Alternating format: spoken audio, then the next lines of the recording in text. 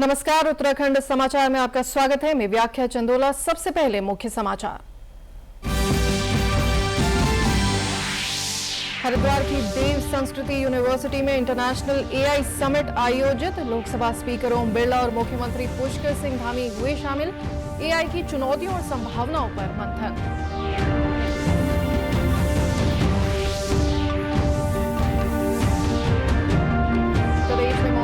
कहर जारी। टिहरी में बारिश और भूस्खलन से जनजीवन प्रभावित। राष्ट्रीय राजमार्ग समेत कई सड़कें बाधित।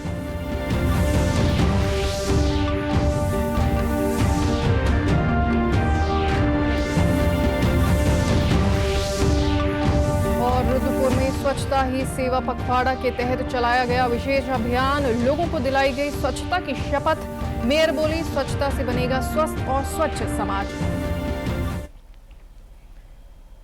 अब समाचार विस्तार से। आम जनजीवन में पूरी तरह शामिल हो चुकी आर्टिफिशियल इंटेलिजेंस यानी एआई तकनीक को लेकर हरिद्वार स्थित देव संस्कृति यूनिवर्सिटी में faith and future integrating AI with spirituality विषय पर अंतर्राष्ट्रीय सम्मेलन का आयोजन किया गया। समिट में लोकसभा स्पीकर ओम बिरला और मुख्यमंत्री पुष्कर सिंह धामी समेत देश विदेश से आए एआई के तमाम विशेषज्ञों ने शिरकत की। इस कार्यशाला में एआई की आवश्यकता और उसकी चुनौती पर विशेषज्ञों ने अपने विचार रखे। इस मौके पर मुख्यमंत्री पुष्कर सिंह धामी ने इस समिट को मौजूदा समय के लिए काफी महत्वपूर्ण बताया। उन्होंने कहा कि यहां जो भी मंथन होगा वो आने वाले समय में देश और दुनिया के लिए बहुत उपयोगी साबित होगा। सभी विश्व के विद्वानों का, इस विषय के विशेषज्ञों का यहाँ पर बहुत ही बड़ा एक चिंतन मंथन, एक कॉन्क्लेव का यहाँ पर सम्मेलन का आयोजन किया गया। निश्चित रूप से आज जिस प्रकार की चुनौतियां हैं और आर्टिफिशियल इंटेलिजेंट आज हर क्षेत्र में जिस प्रकार से प्रभावी हो गई है, ज़रूरत बन गई है, निश्चित रूप से इस प्रकार के सम्मेलनों से आने वाले समय के लिए और मार्ग प्रशस्त होगा और जो यहाँ चिंतन मंथन होगा वो देश और दुनिया के लिए बहुत ही उपयोगी साबित होगा। वहीं देव संस्कृति यूनिवर्सिटी के प्रति कुलपति डॉक्टर चिन्मय पांड्या ने बताया कि दुनिया के कई देशों से आए कई विशेषज्ञ यहां मंथन कर रहे हैं कि किस तरह विज्ञान की तकनीकों और आध्यात्मिकता का संतुलन बना रहे।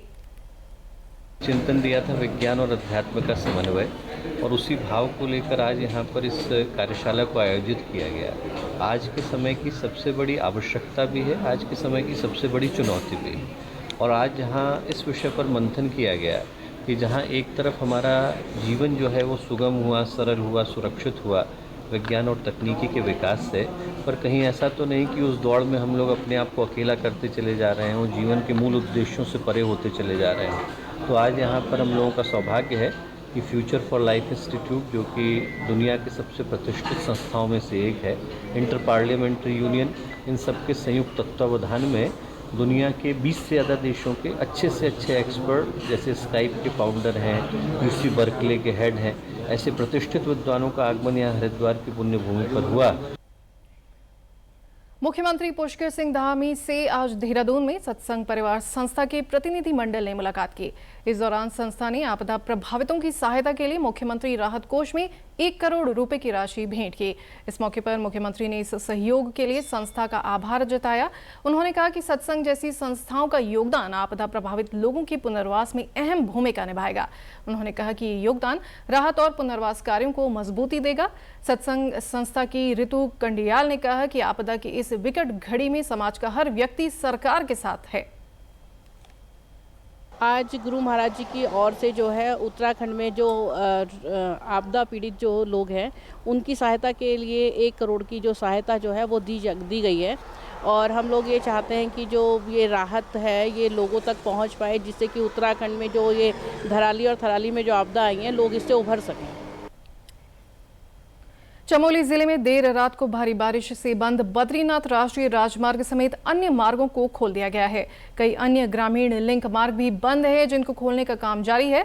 जिला आपदा प्रबंधन अधिकारी नंद किशोर जोशी ने बताया कि बीती रात बारिश के कारण बद्रीनाथ राष्ट्रीय राजमार्ग 3 जगह पर अवरुद्ध हुआ था, जिसे खोल दिया गया है। हालांकि ग्रामीण क्षेत्रों के 33 लिंक मार्ग अभी भी बंद है, जिन्हें खोलने के लिए तेजी से काम किया जा रहा है।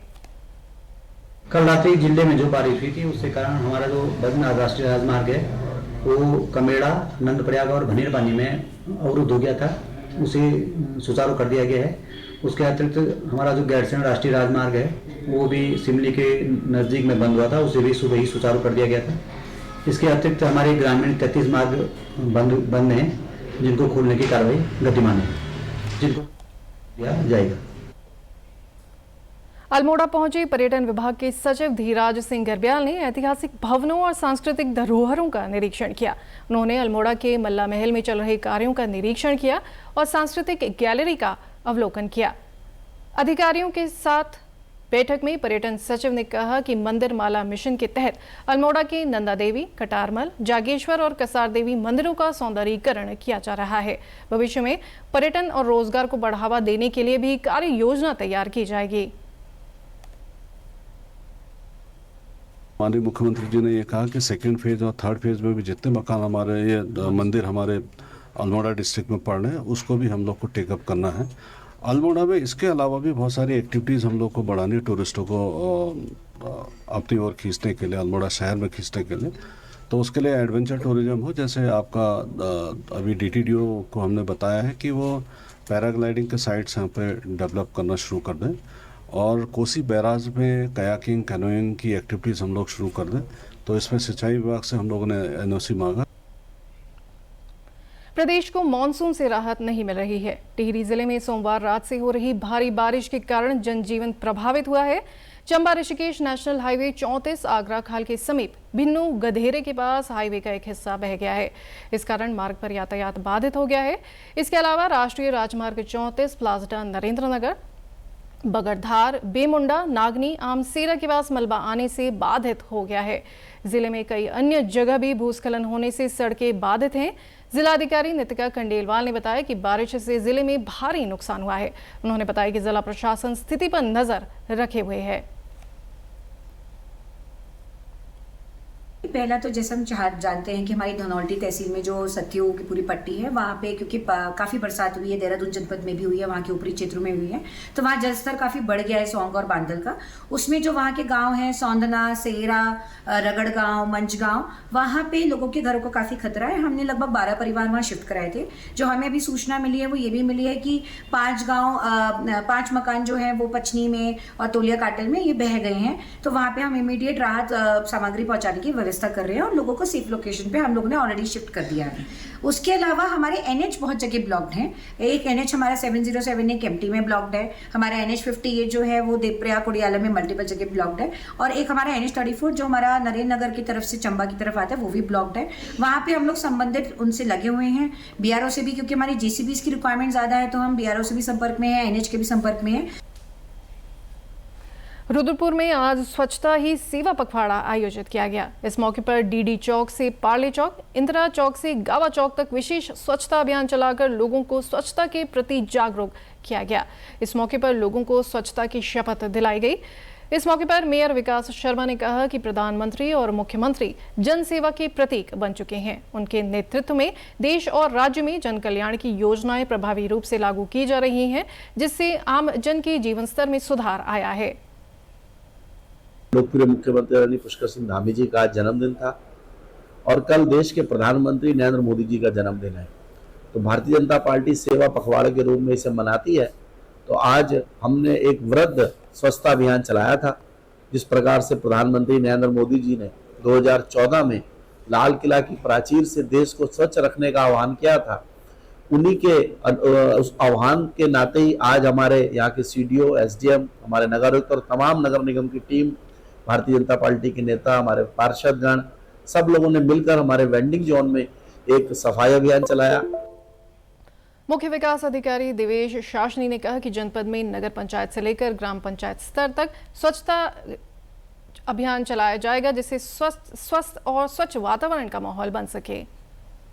पूरे उधम सिंह जिले में हमारे यहाँ पे जितनी भी हमारी हेल्थ फैसिलिटीज उसमें आने वाले दिनों में हमारे द्वारा स्पेशल कैंप्स चलाए जा रहे हैं। पूरे उत्तराखंड में ही ये हमारे यहाँ जो आने वाले 14 डेज हैं, इन सभी में हमारे द्वारा स्वच्छता कैंप्स लगाए जाएंगे, जिसमें स्पेशलिस्ट सर्विसेज को भी एंगेज किया जा रहा है। जो भी आपकी नॉर्मल हमारी स्क्रीनिंग रहती है, चाहे वो NCD नॉन कम्युनिकेबल डिजीज की स्क्रीनिंग रहती है, चाहे वो स्पेशलिस्ट सेवाएं रहती है, चाहे वो ऑप्थेल्मो आंखों की जांच हो सकती है, कहीं कैंसर के विशेषज्ञ भी जो हो सकते हैं, हम जहां से भी जितने भी हमारे विशेषज्ञों को भी हम एंगेज कर सकते हैं, उन सभी को एंगेज करके हमारे द्वारा ये प्लानिंग की गई है कि हमारे डिस्ट्रिक्ट में जितने भी हमारे मेजर हॉस्पिटल्स हैं, जितने भी हमारे ऐसे PHCs हैं, CHCs हैं, SDH हैं, उन सभी में कैंप लगाए जा रहे हैं। इसी के साथ अभी तक के समाचार समाप्त हुए। दूरदर्शन समाचारों से जुड़े रहें। मिलते हैं फिर शाम 6:30 बजे के बुलेटिन में। नमस्कार।